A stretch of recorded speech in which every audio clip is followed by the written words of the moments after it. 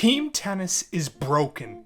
The Davis Cup is dying, and the Laver Cup, that flashy Ryder Cup meets rock show event, is the only thing that's got enough spark, almost enough identity, and enough entertainment that deserves to take over. Today, we're exposing the truth, what the Laver Cup is, and what the Davis Cup was, and why the current state of team events in tennis is a mess, and why it's time to say goodbye to the Davis Cup and welcome a new era. Hey, and real quick, make sure you hit that subscribe button. Only 12% of you that watch our videos are subscribed, so come on. Let's up those numbers! The Laver Cup launched in 2017. It pits Team Europe versus Team World, indoors on hard courts. It's meant to be the tennis equivalent of the golf's Ryder Cup. Stars from different countries, team pride, high energy. But there's a catch. It isn't an official ATP points event. Players don't earn ranking points for matches won at the Laver Cup. So that already sets up tension. On one side, players and promoters want it to feel serious. Matches matter, crowds matter, momentum matters. On the other side, because it doesn't carry points, some see it as exhibition, fun, prestige without consequence, so to speak. And that ambiguous state creates what we call an identity crisis. Because the Laver Cup can't decide. Am I serious competition or am I entertainment? Some players, team captains act like everything is on the line. Others sort of treat it like it's a party. The rules even ramp up match point values later in the weekend, which feels like game show territory. Some days are fierce, some days are friendly, handshakes at the net, lots of smiles. John Isner said Team World is 100% serious. This is not exhibition at all. Meanwhile, visual cues, light shows, celebrity nights, celebrity appearances, gala dinners, showmanship make you wonder whether the main goal is to entertain more than to compete. So the Laver Cup is trying to be both, worshipped for its drama and loved for its entertainment. But that dual identity means it sometimes fails to fully satisfy either crowd. And that's our main issue with it. What exactly does it want to be? Now, if the Laver Cup has ambiguity, the Davis Cup has crisis. The Davis Cup used to be the national team tennis event. It used to carry the weight of country, history, home advantage, massive crowds. Now, well, it's limping. Here are the problems. Tons of format changes have broken tradition. In 2018, the ITF sold the deal with Gerard Pique's Cosmos Group, which dramatically altered the format. Gone are many home and away ties. Many matches are now played in one location over a week. Best of 5 sets replaced by best of 3 in all the matches. There's a lack of identity and crowd connection. With neutral venues now, fans from the home country often don't show in full strength. Part of what made Davis Cup magic was the local crowds. Crazy atmospheres, national pride, neutral venues. There's less crowd dedication, less voice. Players and fans have complained. Also, a lot of the time we see venues that just have very low attendance. For many ties, stands are half empty or worse. So it makes that emotional pull disappear. The format is also confusing to follow. New group stages, qualifiers, finals in neutral sites, sometimes home or away for earlier rounds, and then lots of near copies or overlap with other events. Many fans don't know when or where it is or what matches count. And TV and web streaming is almost non-existent. The branding that it is, World Cup style, but then still having qualifiers and various group phases, it's messy. It tries to be global and democratic and traditional, but all at once. And it ends up pleasing almost nobody. The Davis Cup was once something legends prize fiercely. Roger Federer, Rafael Nadal, Novak Djokovic have all spoken about playing for country as a high honor. But with format changes, lesser prize for attendance, less home crowd effect, some top players skid lightly around the edges, participation drops, or they schedule rest over it. So Davis Cup is suffering. It's lost what made it feel like a national war rather than just a tournament. Now let's transition to the Laver Cup and take a look at where it shines and why people love it.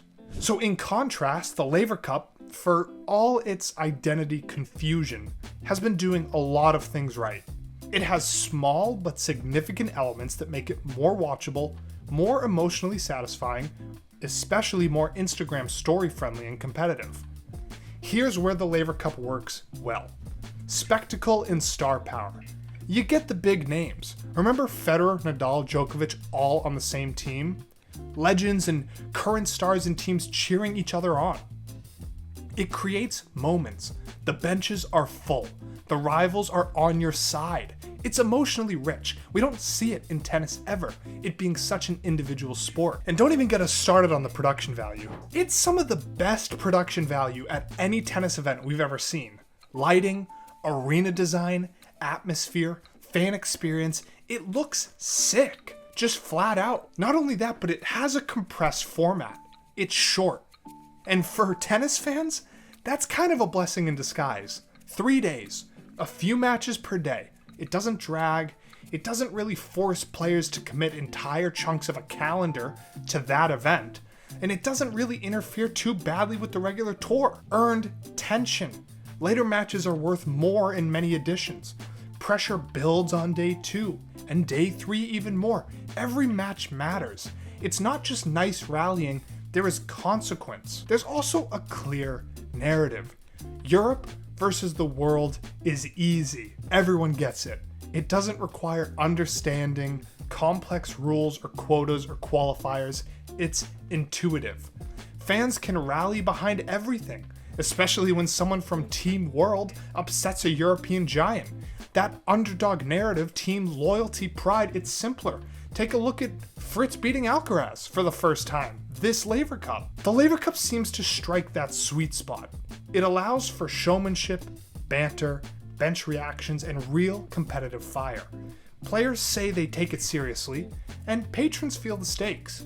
Matches have had match tiebreakers, comebacks, players saving match points. It's not all exhibition fluff.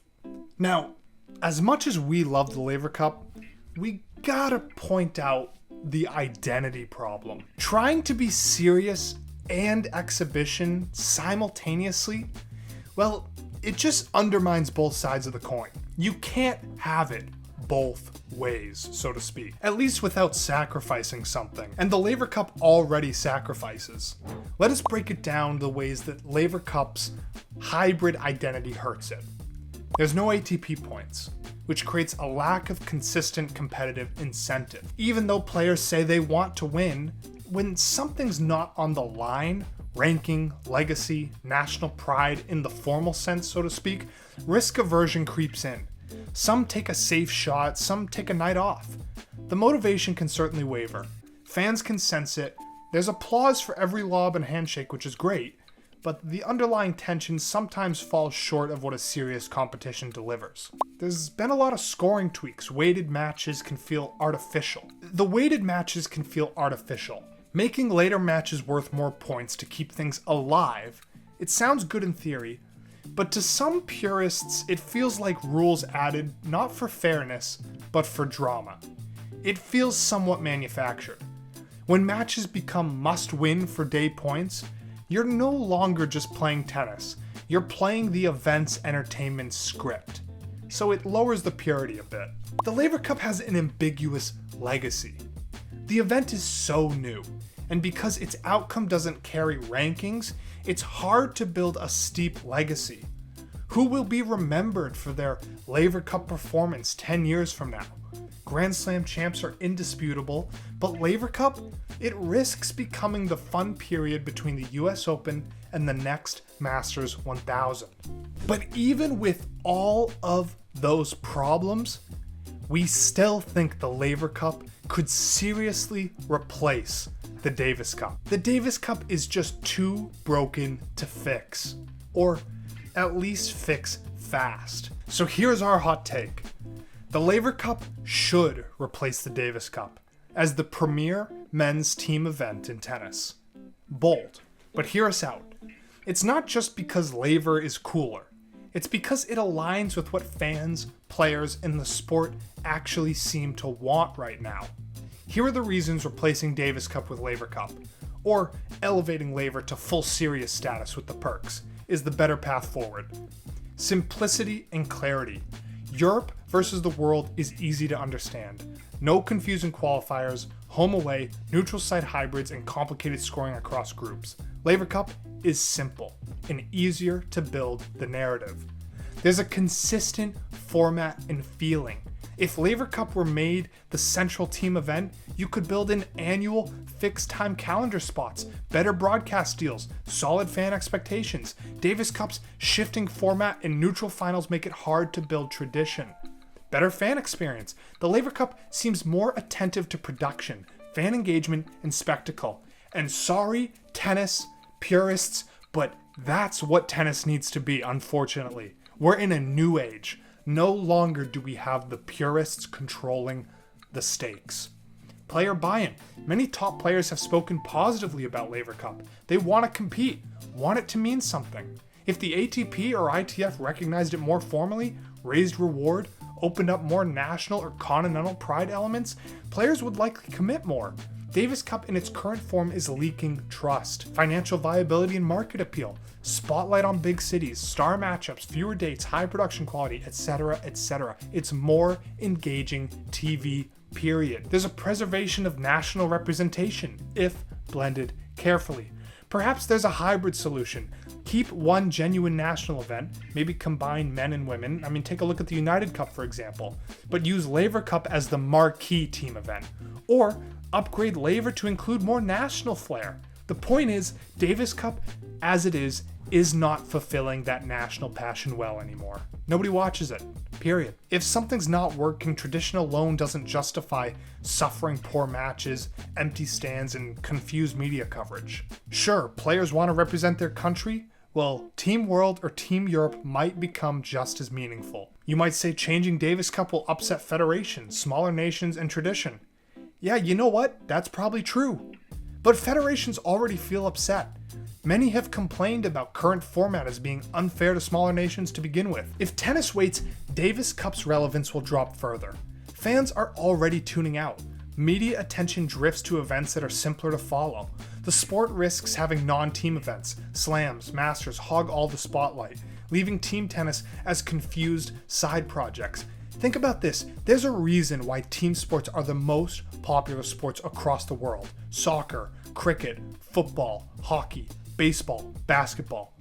It's because they're exciting. It's exciting to follow a team, and tennis lacks that team ability. And the Laver Cup is a fantastic solution to that. The Davis Cup in its current state is too broken to carry on unchanged. It's lost tradition, lost identity, lost a lot of the spark that made it matter. It's no longer the national war of tennis. It's a more complicated, scheduling headache, confusing format, and often underwhelming. Meanwhile, the Laver Cup, despite some identity wobbles, has what Davis Cup lost: star power, electric atmosphere, clarity, spectacle, and competitive heat. It's not perfect, but it has momentum. It's got the fans, it's got the stories, and it's got the production. If we want team tennis to matter again, if we want fans tuning in, players wanting to compete, countries wanting national pride, then we need to rip off the Band-Aid. It's time.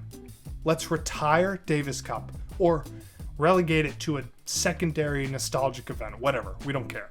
And let the Laver Cup step up as the central team event.